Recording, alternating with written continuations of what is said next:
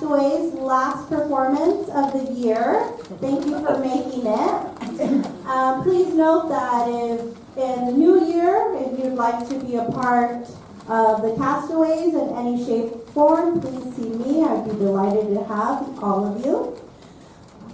This afternoon, we're going to do 3 plays, all holiday themed. We're going to start off with Where's Columbus?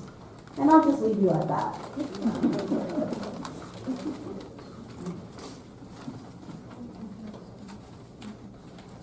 Did you ever stop to realize that maybe just one little decision might have altered the course of history? We can't help wondering what might have happened if the events back then had been a little different. Our scene opens in the home of Mr. and Mrs. Christopher Columbus in Genoa, Italy. Chris, I'm getting pretty tired of you hanging around the house all the time. Why don't you go out and discover something? Like what? I don't know. But there must be a lot of stuff out there before you get to the edge of the earth. There isn't an edge to the earth, woman. The earth is round. You just keep on saying that, don't you? You just keep on with that dumb idea. If the world was round, a lot of people would be walking upside down. You don't see anybody doing that, do you? Of course not. But that isn't because the earth is flat. There is a physical law. Well, I would think so. There should be a law against walking upside down. The women's skirts would all fall up. No, lady, you don't understand. I'll tell you what I don't understand, Chris. Other husbands are out working or helping around the house. But all you do is sit and look at maps. I'm a navigator.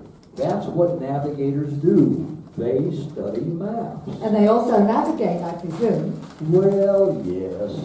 Believe me. No, that's you. Sorry. Then go and navigate somewhere. Believe me, I'd like to, but the government here in Genoa won't give me any money for exploration. Then go over to Spain and ask the Queen Isabella for the money. Oh, I couldn't do that. I hardly know her. Maybe not. But I heard she likes you. What do you mean? She saw you in tights at the Borgias party, and she thought you had really cute knees. Really? Yeah. Yes, she likes you. So go on over and ask her to bankroll a voyage for you. I bet she will. Oh, I don't know. You know, Ferdinand is such a tightwad. Don't worry about it. Trust me, Isabella is a woman, and we women have our ways to get what we want. Yeah, I've noticed that. Well, you'll never get the money if you don't go and try. So go on and do it. I guess you're right. Okay, I'm off to Spain. Well, time passes and passes. And one day, Mrs. Columbus gets a collect call from Madrid. Hello, is that you, Chris? Yeah, you were right, sweetie. Queen Isabella got around Ferdinand just as slick as you please, and she forked over the money. Good. I figured she would. You do have cute knees. Thanks. So what did you get? Well, What did you get? she fixed me up great, honey. She gave me not 1 ship, but 3. 3. Good for you. Yeah, but the ships don't have any names. I'm wondering what to call them. You can't sail a ship that doesn't have a name. No problem. Just name them after our neighbors here in Genoa. There's Nina next door, and Pinter down the street. And there's that lady that dresses up in a red suit and gives out Christmas presents. You know, Santa Maria. Well, that's a good idea. That's it then. I'm all set.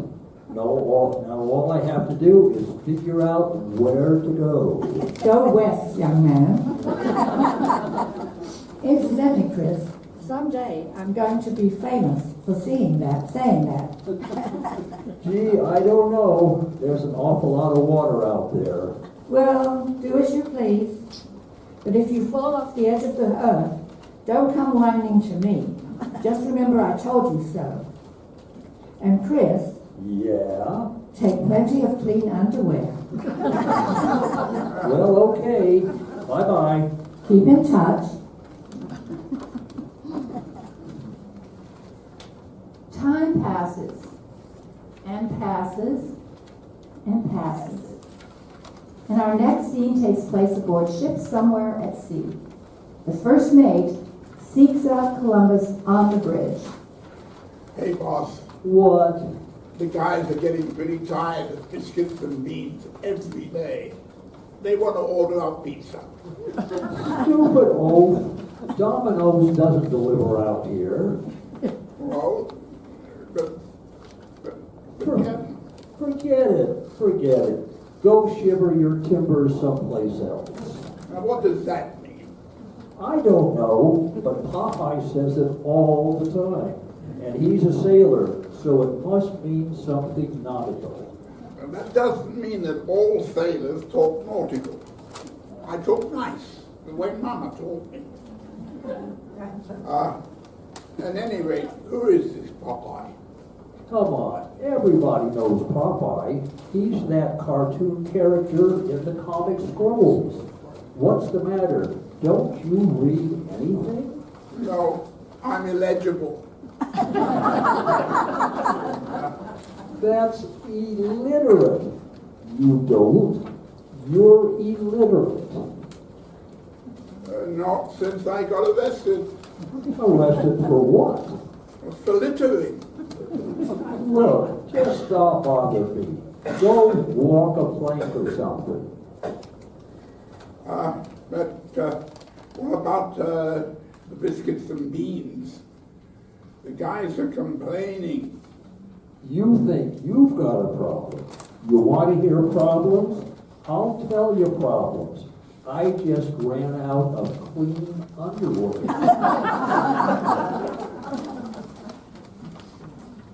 More time passes and passes.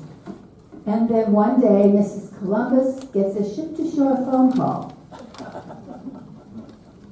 Hello?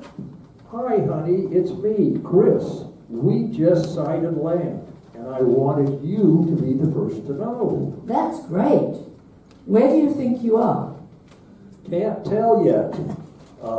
Hey, first mate, do you have any idea where we are? Oh, I don't know.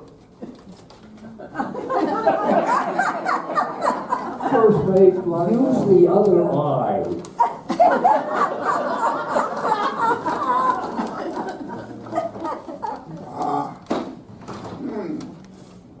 The land looks like kind of like the toe of a boot. A boot? Yeah. Okay, I'll tell my wife. Honey, my first mate says the land mass looks like the toe of a boot. A what? A boot? Yeah, kind of like a boot. Wait a minute. Hey, boss. I think I see something. What is it?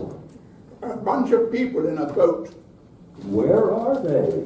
How would I know? And they're not even wearing name tags. Tell their names, all right. Don't be a wise guy. Just tell me if they look friendly. Oh, I think so. They're waving and smiling, and they're shouting something. Well, what are they saying? How would I know? I can't even hear them. Hey, I'm waiting here on the phone. What's going on? A bunch of natives are coming out in a boat. A welcoming party, I think. You hope. Yeah, I can hear them shouting something. What are they saying? Can't tell till they get a little closer. Wait, it sounds like, yes it is. They're shouting, Pisano! Honey, it's incredible. These natives speak Italian. Now, Now, just a minute here. Let me get this straight. A country shaped like a boot, native-speaking Italian. Chris, what direction did you sail in? Well, of course, straight ahead. Well, I didn't think you'd go sideways. You did leave from Portugal, didn't you? Well, no. The weather was nicer in Valencia, Spain, so I decided to sail from there. Then I just went straight ahead. Chris, you idiot. All you did was sail back home. You've reached Italy. What? I told you where to go, but would you listen to me? No. You went and sailed the other way, and you wasted all this time and all this money just to end up where you started. Well, no one's perfect. Do you realize what you've done, Chris? There's a guy named Amerigo Vespucci who is mouthing off about exploring out there. And do you know what is probably going to happen because you wouldn't listen to me? He's probably going to discover whatever you missed by going the wrong way. Gee, honey, I'm sorry. Well, never mind. They probably wouldn't have named any new country after you anyway. And actually, Actually, what? I owe you an apology. I told you to go west because I had been holding and looking at your maps, and I thought I saw some kind of unnamed, uncharted shape out there in the ocean. But then what? well, after you had already left, I discovered that shape I noticed was something the cat did on your map. I'm sorry, Chris. That's okay, honey. There probably isn't anything out there in the ocean anyway. No, probably not. Well, as long as you're back in Italy safe and sound, would you pick up a pizza on your way home? Sure, I'll be glad to. You're a good man, Steve. Excuse me, Chris. Stupid maybe, but good. Thanks. It's great to be home, and I'll tell you one thing. I'll sure be glad to get some clean underwear. Well, there may be a little delay there. Delay? Yeah. What do you mean? Well, I'm sorry, dear, but I just discovered that the cat had kittens in your underwear drawer. Bye.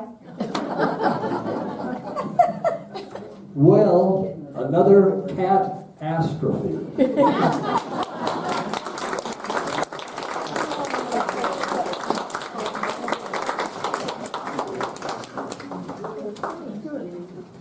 A round of applause for Cicely Lawson, Alan Hickenbottom, and Martin Beckett. We're still up there. And our narrator in all three, Pamela. All right, sit tight. We're going to get ready for our second play. If you didn't get a chance to get popcorn, there's some in the back. Give me a second.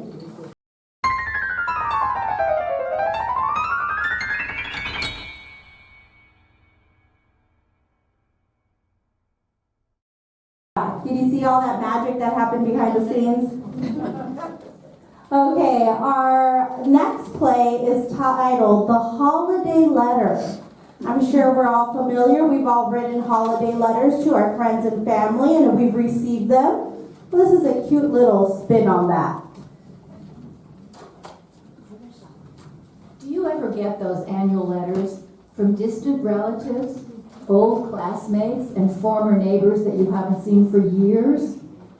Those long, detailed, annoying letters describing their exciting adventures, their brilliant children, and their fantastic accomplishments. Those letters that make you feel like 2 cents because you haven't been anywhere or done anything. And the most brilliant thing your kids ever do is show up for meals. Well, then you can sympathize with the woman in our skit entitled The Holiday Letter. Frank, this year I'm going to get the jump on Muffy. Who? Muffy Duffy. You remember, my college roommate. Oh, yeah, the blonde. When you and I started going together, she was dating that fat guy. What did she call him? Puffy. Then she went out with a guy who was on the wrestling team? Yeah, Tuffy. And then there was that long-haired hippie character with the paperclip in his nose. Scruffy. Boy, she sure did get around. Then she ended up marrying a business major. What did she call him? Stuffy. Isn't she the one who sends us those gushy letters every year bragging about her brilliant daughter Buffy. and her prize-winning poodle dog? Fluffy. Those letters you read aloud to me, and then you run up the bathroom and gag? Yep, that's Muffy Duffy. Okay, I get the picture. So, what about it? Well, this year I'm going to beat her at her own game. She's going to get a bragging holiday letter from me. I've already started it. What are you going to write about? The same stuff she writes to us about. You know, personal and family stuff. But you don't even tell your mother our family stuff. What have you done? Made up a bunch of lies? Certainly not. Everything I have written about you and me and the kids is true. Irma, you've got to be kidding. You wouldn't. Oh, yes, I would. Everything I have written is true. I've just gotten what you might call a little creative with the words. That's all. A little creative? Well, very creative. This I gotta hear. Okay, I'll read it to you. The letter starts out, Dear Muffy. That's very creative. Don't be sarcastic. Sorry. Go on. Dear Muffy, I'm so thrilled that the holiday season is tippy-toeing up upon us again. Tippy-toeing? Thrill? What happened to your usual bah humbug? Don't interrupt. I'm trying to write just like Muffy Duffy does. The way she starts her annual letter. Oh, barf. You are so right. Anyway, my letter goes on. We've had such an exciting year that I'm all a-twitter. Exciting? All I remember is that the cat had 6 kittens in my socks drawer. I'm ignoring you, Frank. Now, listen to this. Oh, Muffy, I must tell you how proud we are of our wonderful children. Our younger daughter, Margie, her preppy friends call her Bunny Boo, you know. Bunny Boo? Irma, her friends call her Rabbit Face. Well, that's close. Same animal. Oh, boy. Well, go on. Margie is really an outstanding student. Yeah, she stands out quite a bit. Last year she dyed her hair red and green plaid. She is now showing a great deal of interest in the field of retail business. Yeah, that means she's hanging out at the mall. She's majoring in communications. Yeah, she spends a lot of time on her phone. And Muffy, just wait until you hear about our dear son, Ronnie. He's becoming very well known for his music. In fact, he's been heard by hundreds of people. That's right, that's true. He drives all over town with those loud stereo speakers blasting from his car. Last week, he was arrested for violating the city noise ordinance. Ronnie is also very much involved in environmental protection activities and community services. Yeah, the judge sentenced him to spend 100 hours picking up litter in the public parks. Now about our older daughter, Margie. She had been considering a career as a chef. She applied for a job at Burger King. But recently, she decided instead to concentrate on foreign affairs. Yeah, she just moved in with a Hungarian guy.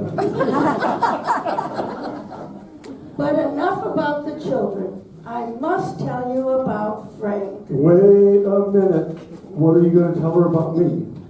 Oh, Muffy, Frank has taken up the most fascinating hobby. He's collecting vintage automobiles. Irma, for Pete's sake, I opened a used car lot. That's just what I said, dear. This is getting ridiculous. Wait until you hear the rest. I'm just getting warmed up. But what's the point of all this? I told you. I'm fed up with years of being put down by Muffy the Magnificent. She always has to outdo everybody. No matter what it is, she always has to be bigger, better, and more astounding than anyone else. Well, she does brag a lot. She blathers on and on about her brilliant daughter and her prize-winning poodle. And her gorgeous house, and her exciting travels. Her money. Yeah, her money. Listen to what I've written about that subject. We decided not to buy stocks and bonds this year. Instead of that, we're investing heavily in precious metals. You're talking about paying for those braces on Marty's teeth. Right. Creative terminology. Exactly. Now, you remember how she bragged to her in her last letter that she had redecorated her living room? Yeah? Well, I've one-upped her on that. Listen to this. Since we were inspired by your last holiday letter, the entire lower level of our home has been completely changed from the ground up. Don't tell me. Let me guess. That's about the sewer backing up and flooding the basement. That's right, Frank. You're catching on. This is fun. Let me try. Okay, but remember, you must tell the truth. Of course, but just tell it creatively, right? You got it. Okay, now, Muffy is always bragging about entertaining a lot and having many really important people to her house. Yes, but we don't do any entertaining. Wait a minute, just listen to this. Muffy dear, our home is just one exciting social world. In fact, last Saturday night, our place was literally swarming with important city and county officials. That's absolutely true. The kids threw a loud party, and the neighbors called the city police and the county sheriff. Well, so what are you waiting for? Write it down. We're on a roll here. Hello, Mom and Dad. How are you? Okay. Hey, I just picked up the mail. It was already here. Oh, no. Let me read it to you, Mom. Might as well get it over with. Go ahead. Oh, look. Hey, this is interesting. This letter is no, wait, that's not from Muffy. It's written by her husband. Really? Yeah. Well, go ahead and read it. Okay, it starts out. I regret to inform you that you will not be receiving the usually annual letter from Muffy this year. She had an unfortunate accident. Nothing minor, I hope. Irma, go on, Margie. Okay, Muffy, listen, Muffy was on safari in the darkest part of Africa to found an elusive blue-crested bongo bird. She was attempting to cross a flooded river by swinging over a jungle vine. See what I mean? There she goes again, always showing off. Irma, please. Go ahead, Margie. The vine broke and Muffy was swept down the river towards the raging waterfall. And at that waterfall, there was a crocodile. Oh no, she can't die on me. She never had a chance to read my letter. It's okay, Mom. It will be okay. The letter goes on. there was a crocodile caught up in the rushing current, and she managed to grab its tail. They both were swept over the waterfall. Muffy did a tricky flip dive on the way down, landing on the crocodile's head and knocking him out. Then she swam for 2 hours in the raging river until she was finally able to get ashore. And the letter goes on. For a week, she clawed her way through dense jungle, fighting off pythons and subsisting on lizards and bark trees. Oh no! Wait, Mom. Wait, there's more. Finally, she stumbled upon a downed airplane with an injured pilot. After she repaired the plane's engine and set the pilot's broken arms, she flew the plane back to civilization. Try to control yourself, dear. It's okay, Mom. Listen to the rest. Muffy got home safe and sound, but when she arrived at the airport, the accident happened. There were so many news and TV photographers that she sprained both her wrists by waving at them. She is unable to write you a letter, but she asked me to do it for her. No. Irma, dear, I didn't know that Muffy meant so much to you. Don't be so upset. Did you hear? Muffy's all right. She just sprained her wrist. Oh, stuff, Muffy. Now my letter is for nothing. How can I ever possibly match that performance? That does it, Frank. I can't take it anymore. Come on, we're moving to Outer Mongolia and not leaving a forwarding address. Irma, no, wait.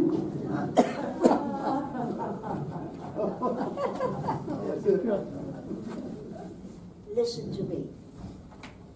Isn't she a riot?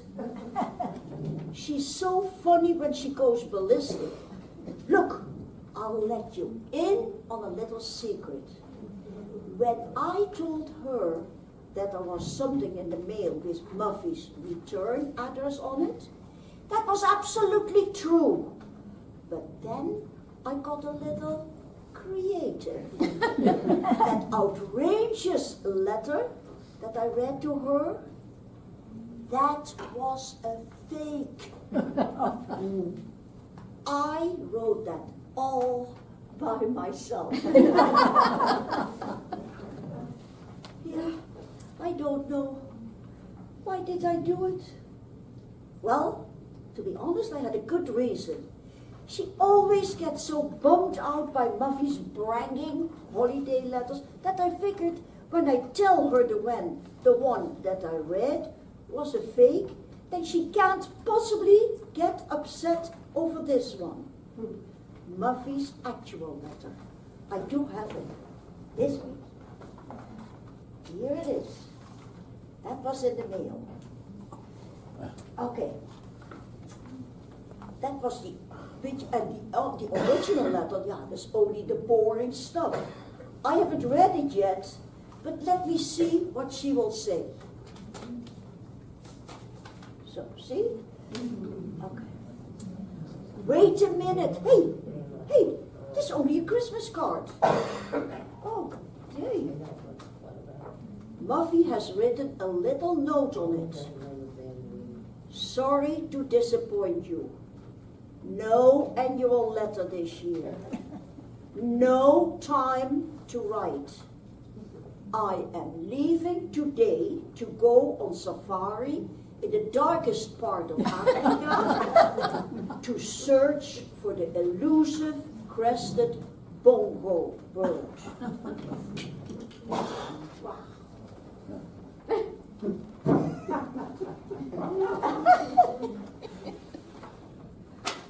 Oh no!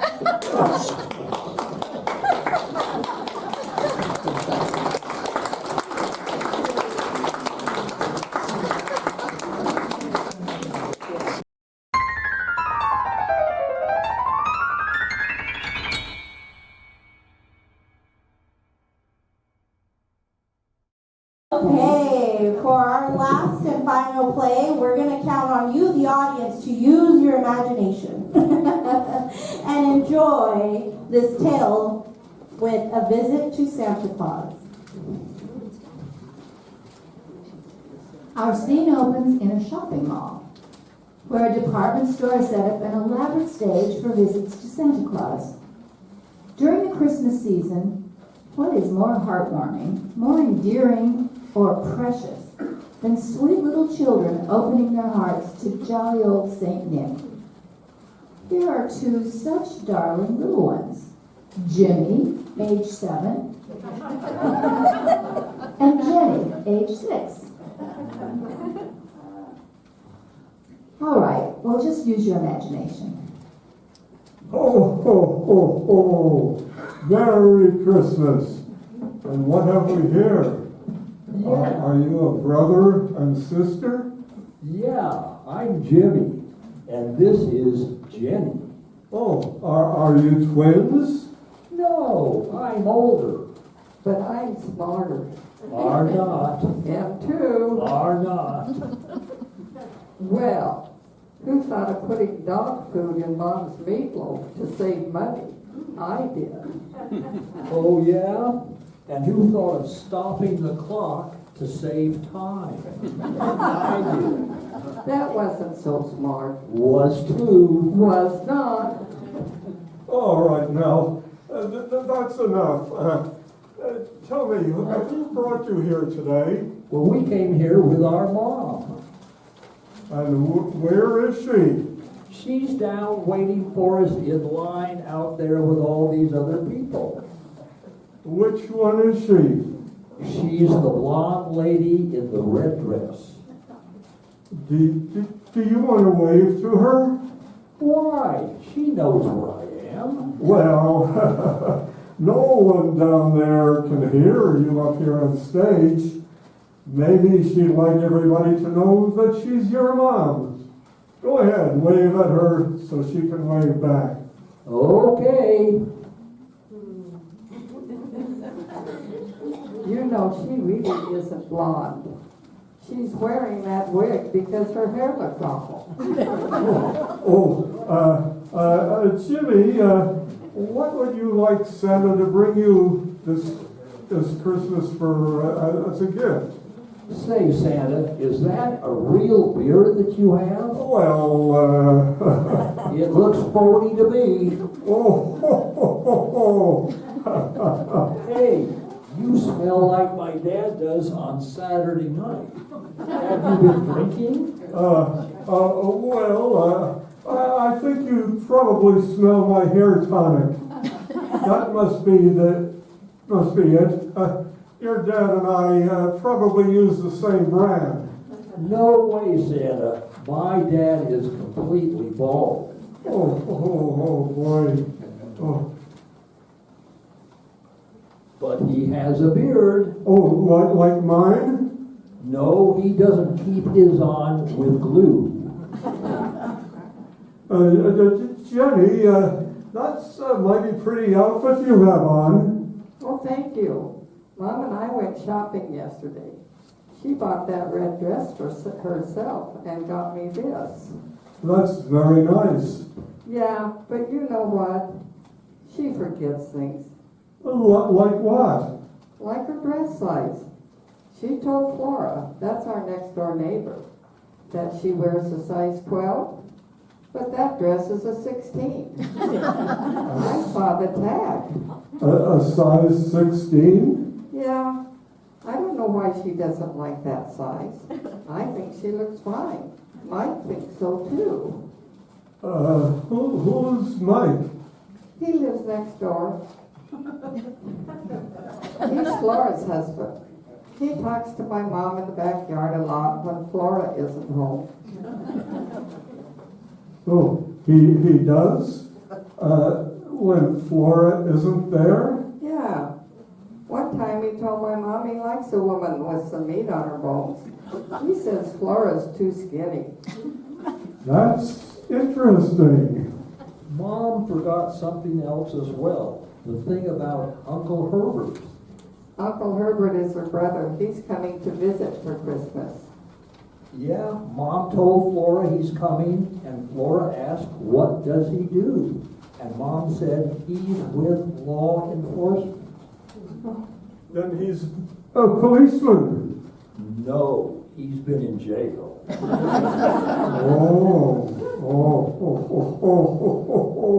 You see what I mean? She's always forgetting things. Now it's her age. She tells people she's 32, but she's really 40. And yesterday, when she backed the car into the store window, she forgot to tell Dad. Oh, whoops. And that's not all. She called my dad's boss this morning and told him my dad was sick. She forgot that he went out fishing all day.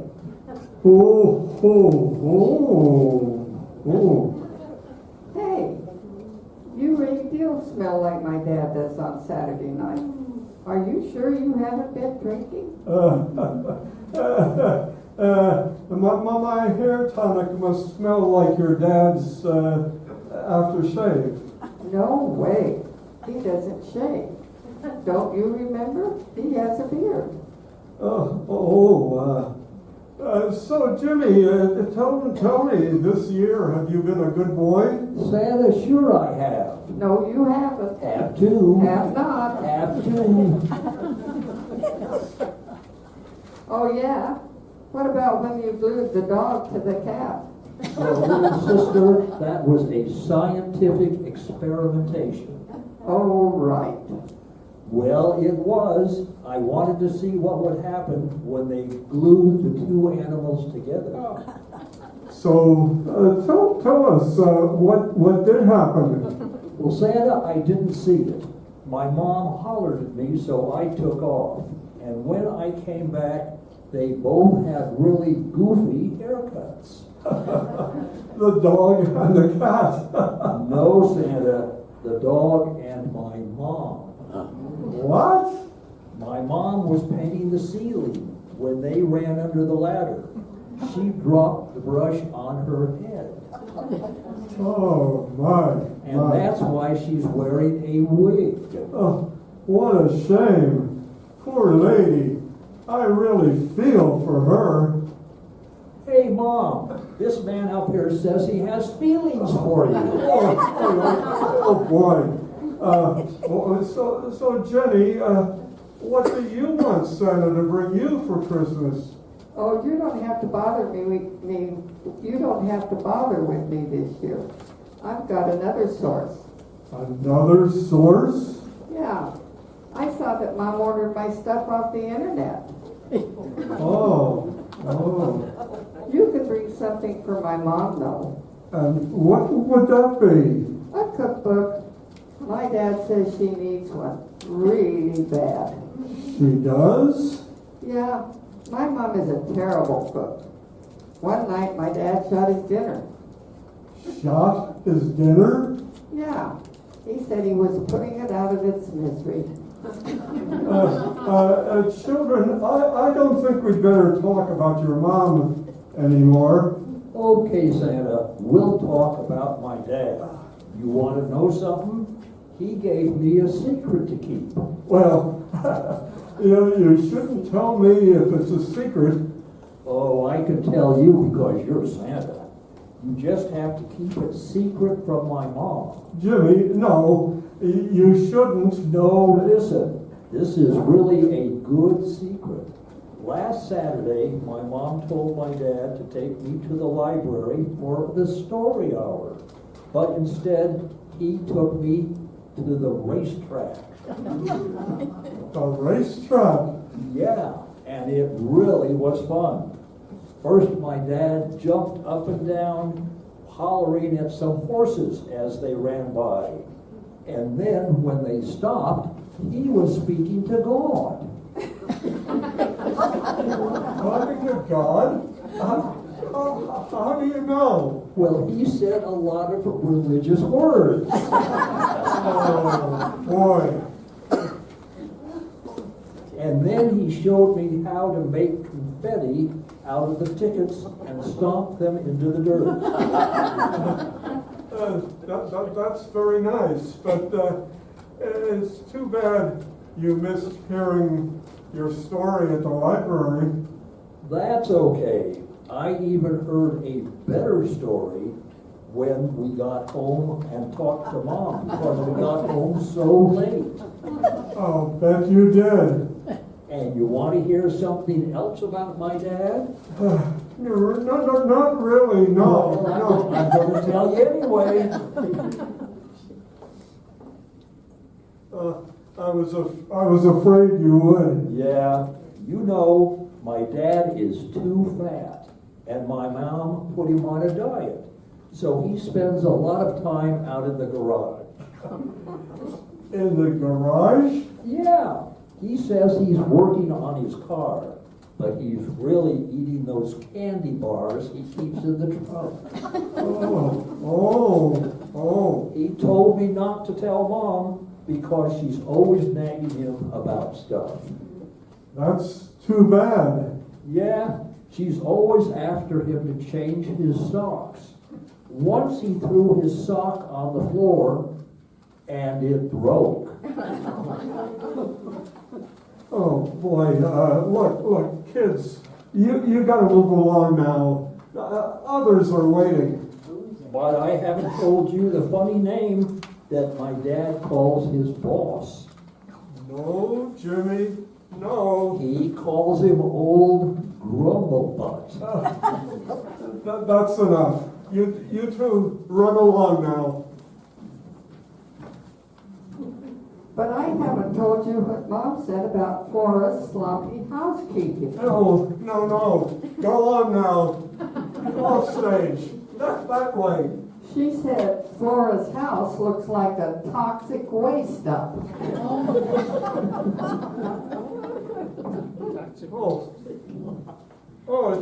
It's you, the store manager. Yeah, you can take a break now. Thank goodness. Not a minute too soon. I couldn't hear what was going on up here, but it sure looked good. That's one word for it. Well, I'll get to see it on TV tonight. Everybody will. What do you mean? Everyone will see it. Channel 12 taped the last half hour of you with the kids, and they're going to air it tonight as part of their Christmas special. Why didn't you tell me it was being taped? Well, we were afraid you'd be nervous, get stage fright or something, and we wanted it to be relaxed and spontaneous. Let's see how relaxed you're going to be when this show hits the air. What do you mean? You'll find out. I hate when I hear that. And you can get yourself another Santa. What? Quit. What? You can't quit. I just did. Wait, where are you going? I need some more hair tonic.